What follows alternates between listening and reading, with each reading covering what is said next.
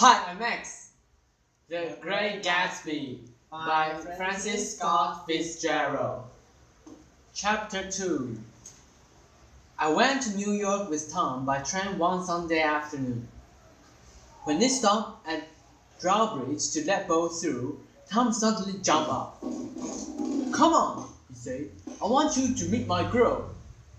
We jumped off the train and walked back 100 meters to a small block of building. It contained 3 shops, one of which was a garage. Tom went inside and I followed behind. The place was poor and bare. A pale blond man appeared. "Hello, Wilson," said Tom. "How's business?" Can't complain," answered Wilson. When are you going to sell me that car?" "Next week. My man is working on it." A woman in her mid-30s appeared. She wasn't beautiful, and she was a little plump, but there was life and energy in her body. She smiled slowly as she walked past her husband towards Tom. They shook hands, looking each other in the eyes. Get some chairs so we can sit down," she said to her husband without turning around. "Sure." He went toward the office. His wife moved closer to Tom. "I want to see you," said Tom softly. "Get on next train." She nodded and moved away from him just as Wilson brought in 2 chairs. Later, we waited for her down the road and out of sight. "Terrible place, isn't it?" said Tom. "Awful. It does her good to get away." "Doesn't her husband object?" "Wilson, he thinks she goes to see her sister. He's dumb." So Tom Buchanan, his girl, and I went to New York. We took a cab at the station. At 5th Avenue, I said, "I have to leave you here." "No," said Tom. "Marley will be hurt if you don't come to the apartment. Won't you, Marley?" "Come on," she insisted. "I will telephone my sister Catherine. People say she's beautiful." The cab stopped in 158th Street. "I'm going to invite my kids too," Marley announced. Marley's sister Catherine was a slim girl of 30 with red hair and a pale face. Mr. Michael was a pale, feminine man from the flat below. He was a photographer. His wife was horrible. He told me proudly that her husband had photographed her 127 times. Catherine sat down next to me and asked, "Do you live on Long Island?" "In West Egg." "I was there at a party a month ago.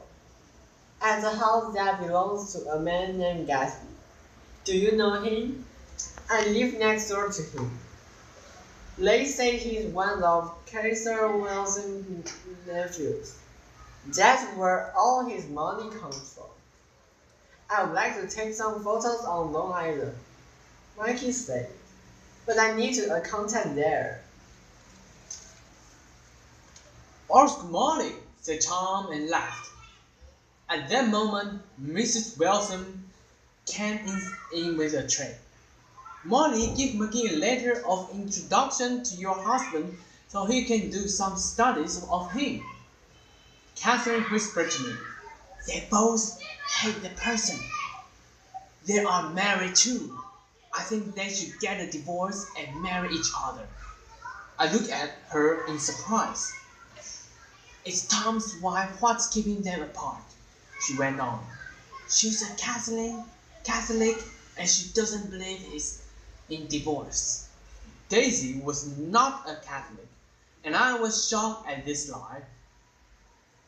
"When they get married," continued Catherine, "they'll go west for a while, until people stop talking about them anyway." "I almost married a man who was below me too," said Mrs. McGee suddenly. "But at least you didn't marry him," said Marley. "I did." "You really should get away," Kathleen whispered in my ear. We drank a second bottle of whiskey. Mr. Mike went to sleep. I thought about going for a walk in the park.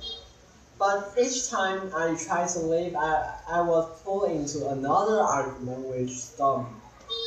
Around midnight, I heard Tom and Mrs. Wilson discussing whether Mrs. Wilson had the right to mention Daisy's name. Daisy, Daisy, shouted Mr. Wilson. I will say it when I want to. With a quick movement of his open hand, Tom Buchanan hit her on the face. Blue started pouring from her nose. I picked up my hat and left. The next thing I remember was lying half asleep in Pennsylvania station, waiting for the hour auto train.